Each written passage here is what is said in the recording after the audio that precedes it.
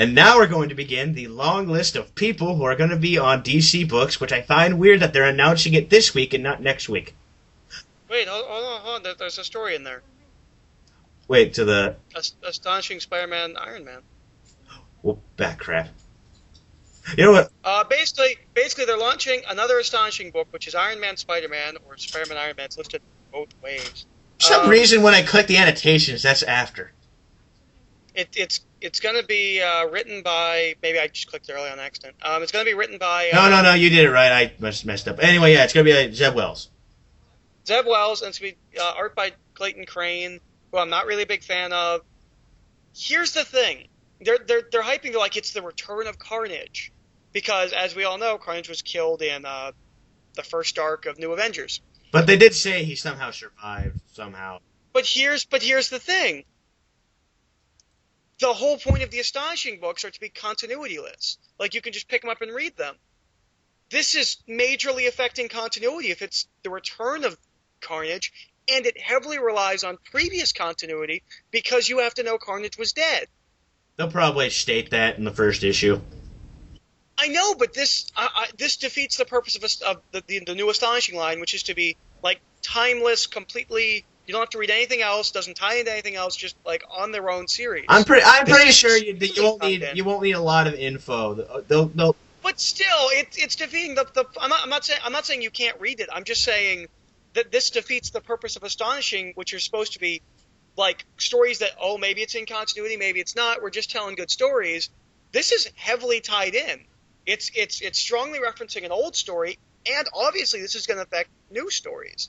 This seems to me to be the opposite of what Astonishing is supposed to be. You have a good point there, and I did not think about that until you brought it up. I was just going through news overload because a lot got announced this week.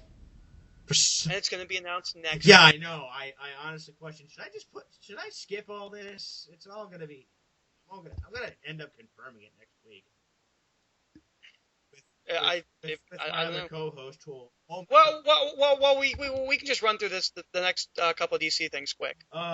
Yeah, because for some reason DC announced like a bunch of different writers. One I think will get your attention, Eric, because of one particular book. But yeah, let's go to those. So, Okay, real quick. Scott Snyder's on Detective Comics. I've read nothing by Scott Snyder. I have no opinion. He's writing American Vampire, which from what I know, people are only reading because Stephen King's writing it.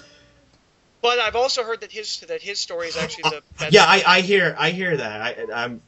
I hear he's a good writer, and I don't know. I might check it out. Just too much I read already. And the one after that, I think. Hold on. Goddamn computer. Marc Guggenheim, Justice Society. Yeah, Marc Guggenheim, Justice Society of America. Eric doesn't care. No feelings. Odds are he'll be replaced by Carl Cornell last minute, like he did on Action Comics.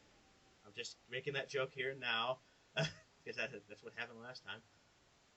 I don't know. I left Justice Society after John's left, so I'm not reading them. I read the beginning of Justice Society with Johns, but I've heard nothing but bad things afterwards. Nicola Scott is going on to Teen Titans. I like Nicola Scott. I think her artwork is great.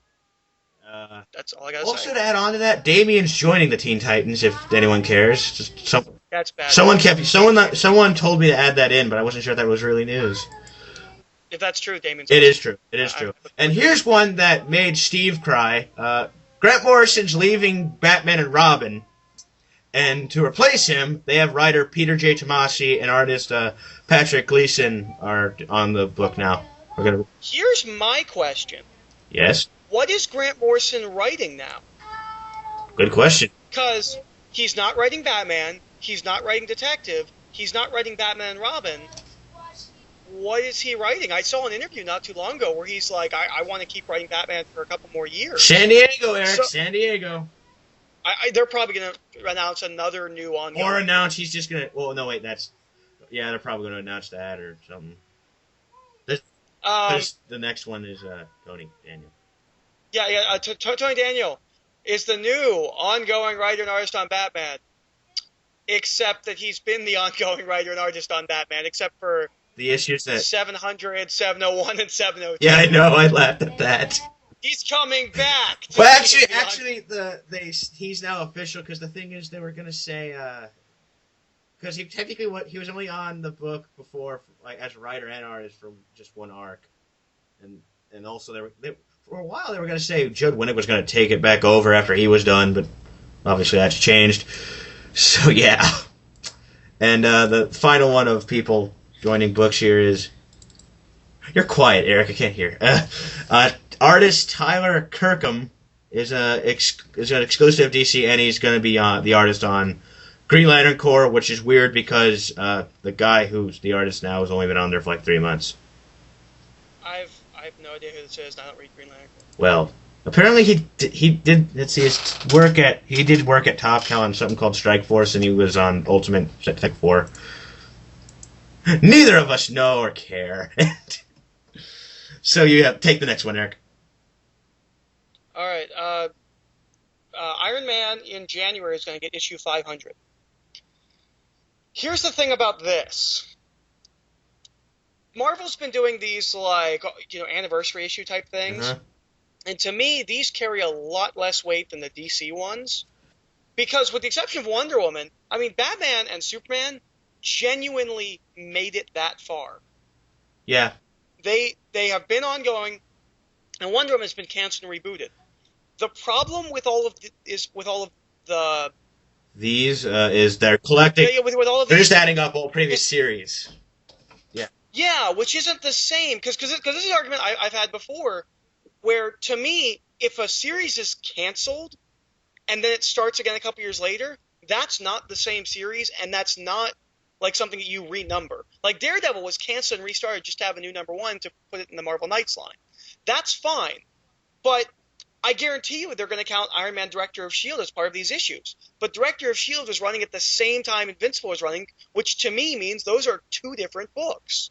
Yeah, that also came up when Hulk 600 was announced because they were wondering with the numbering because when they canceled Incredible Hulk and switched it to Herc, people were wondering if the numbering there still counted, and they're wondering if that series was still going to go on. It was, I don't know, and now they're saying, or not now, but with Thor, and I'm assuming with Iron Man, they were counting the Tales to Astonish. Yeah, and that is kind of iffy because I understand that I think with Hulk, I know for a fact with Iron Man, it started Tales to Astonish and then it became Iron Man. No, it's Tales of Suspense. It was Suspense.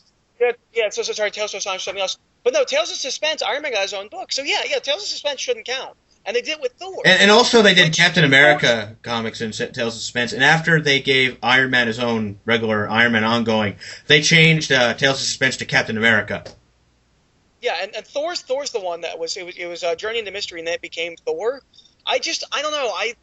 I don't feel like I was like those aren't Thor books. I mean, even if they were Tales of Suspense, not Thor. It shouldn't be counted towards saying issue 500 of Thor. Marvel just seems to be cheating it. That's how it feels to me. Yeah. See, no idea what's going to be in this issue. If anyone's curious, we'll probably figure out more. San Diego. San Diego will tell us. Well, it's January. It's a little while away. Yeah, and yeah, Odds Fraction. It'll probably be mostly reprints with like one story by Fraction, like all the others are. So, next one. This is a biggie. You want to do this, Eric? Because I know you were really excited about this one. Well, we now have Thor, Odin, and Loki in full costume. Yes. I like it, but it reminds me of not Sentai, but it reminds me of Tokusatsu. Like, I don't know, something about it doesn't exactly jive with me. Like, they kind of look like they belong in Tokusatsu. Like, they look like they belong on like a superhero team in Japan. Like they just have variant armor. I was trying to think of what does that remind me of. I was like, nothing from the comics really, and now you brought that up. Like that is what it reminds me of. It specifically makes me think of Garo, which I know you haven't seen, and I know most of the people watching this haven't seen. But it reminds me of Garo without helmets. It's not bad. It's just not exactly what I was thinking. It kind of the thing about Thor that's really interesting is that he's. Normally when people talk about Thor, they just kind of shoehorn him into this like mythology thing, but he's actually both mythology and science fiction. Yeah. And this kind of seems to be, costume-wise, a blend of the two of those, so that's cool. That is really cool. And also, because 5 people have said this to me now, the eye patch looks awesome. That's the one thing people bring up when this picture's brought up. The eye patch. That's funny because J-Train saw these before me. He was like, the eye patch looks ridiculous. Oh, and also at the bottom of this article, there's a picture of Odin touching, like, next to Thor. I don't like that Odin doesn't have lines on the eye patch. It's just on his eye. I don't like that.